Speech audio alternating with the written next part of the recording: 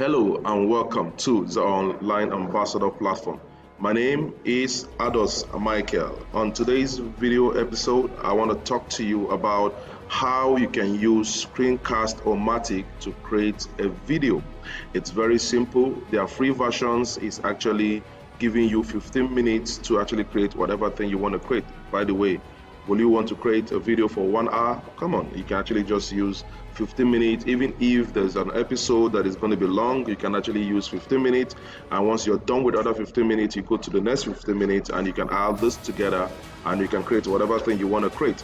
And this is very simple. So you go to their website, it's called Screencast-O-Matic.com. You go there and actually just start a free recording, or you sign up for free and you can start recording. All this, it's very simple.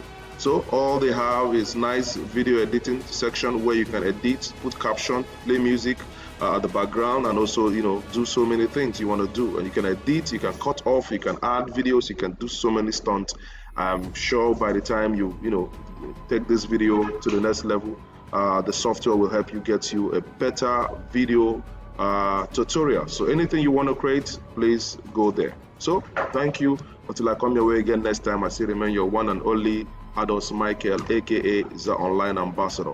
Bye for now. Boom.